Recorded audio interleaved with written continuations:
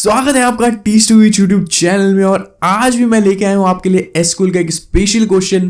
तो बिना time waste किए जानते हैं कि आज का हमारा प्रश्न क्या है। तो देखिए, सबसे पहले मैं आपको दिखाता हूं कि मेरी टेबल में डेटा किस तरीके का है। तो मैं लिखता हूं सेलेक्ट स्टार फ्रॉम आइटम।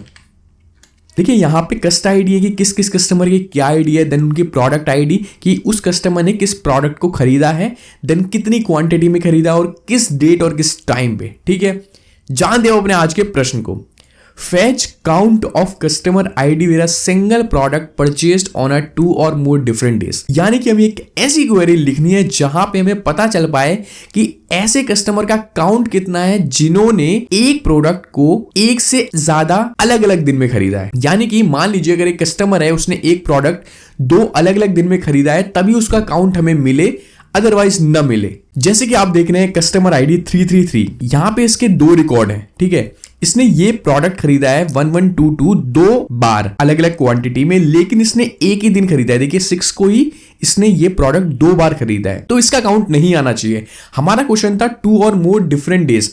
अब अगर हम बात करें 536 की और इसकी, देखिए 536 ने ये वाला प्रोडक्ट आईडी 3223 2 बार खरीदा है, वो भी अलग अलग दिन में। देखिए एक 11 को है और एक 3-2 को है, तो इसका काउंट उसमें आना चाहिए। तो किस तरीके से हम क्वेरी लिखेंगे, चलिए जानते हैं। ठीक है, हमें किस किस कॉलम की जरूरत पड़ेगी वो हम यहां मेंशन करते हैं। कस्ट आईडी की मुझे जरूरत पड़ने वाली है, देन प्रोडक्ट आईडी की भी मुझे जरूरत पड़ेगी, उसके बाद परचेज डेट की। ठीक है, तो 3 कॉलम हमने लिए हैं 4 में से, कस्ट आईडी, प्रोडक्ट आईडी और परचेज डेट। मैं से रन करता हूं। ठीक है, अब देखिए हमारे लिए जो प्रॉब्लम एरिया है वो ये है कि हमें परचेज डेट का एक यूनिक डिस्टिंक्ट काउंट निकालना होगा। ठीक है, लेकिन अभी फिलहाल ये जो डेट है ये लॉन्ग डेट में, यानी यहां पे टाइम भी है और डेट भी है, तो इसे सबसे पहले हमें शॉर्ट करना होगा। तो इसके लिए एक फॉर्मूला है SQL सर्वर में कन्वर्ट। ठीक है, ये क्या करेगा, आपकी लॉन्ग डेट को शॉर्ट डेट में कन्वर्ट कर देगा। तो मैं लिखता हूं डेट। अब डेट का मतलब ये यहां पे है कि यहां पे सिर्फ ईयर, मंथ और डेट आएगी। ठीक है, टाइम नहीं आएगा। और किसको कन्वर्ट करना है हमने, परचेज डेट कॉलम को, तो मैंने यहां रख दिया और ब्रैकेट बंद। अब मैं इसे रन करता हूं। आप देख रहे होंगे यहां पे जो डेट थी वो लॉन्ग से शॉर्ट हो गई, यानी कि टाइम था जो वो रिमूव हो गया है और सिर्फ डेट हो गई है। अब हमें आसानी होगी कि हम इससे काउंट निकाल सके, वो भी डिस्टिंक्ट, क्योंकि अदरवाइज यहां टाइम होता तो ये इसे यूनिक ले लेता, जबकि ये है सेम 6 और 6। ठीक है, अब देखिए हमें यहाँ पे मल्टीपल कस्ट आईडी और प्रोडक्ट आईडी दिख रही है, लेकिन हम चाहते हैं कि इसका ग्रुप बन जाए जिससे एक कस्ट आईडी एक ही बार आए और उसके अगेंस्ट में प्रोडक्ट आईडी भी एक बार आए। तो मैं यहां लिखता हूं ग्रुप बाय, ठीक है, कस्ट आईडी देन प्रोडक्ट आईडी।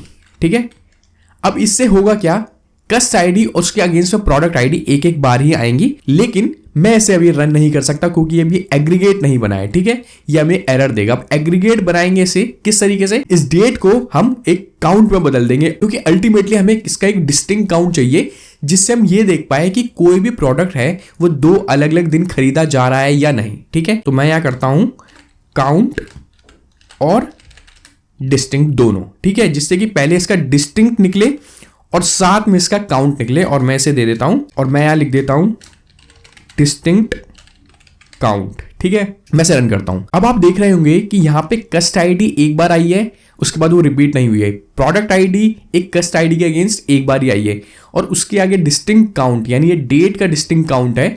और मैं यहां पे डेट भी ऐड कर देता हूं एक बारी। ये डेट का डिस्टिंक्ट काउंट है कि कोई एक कस्टमर किसी एक प्रोडक्ट को कितनी बार अलग अलग दिन खरीद रहा है। जहां पे भी 1 है यानी कि वो सिंगल टाइम खरीदा गया है सिंगल डेट पे, और जहां पे भी 1 से ज्यादा है वो आइटम 2 बार ही खरीदा गया। आप देखिए 827, ठीक है, और 3525 जो प्रोडक्ट है ये 2 बार ही खरीदा गया है 2 अलग अलग डेट पे। और अगर सेम चीज मैं आपको एक्सेल में दिखाऊं, देखिए यहां पे मैं 827 वाला फिल्टर मारता हूं। देखिए इस कस्ट आईडी के अगेंस्ट 2 प्रोडक्ट खरीदे गए हैं, 3585 और 2452।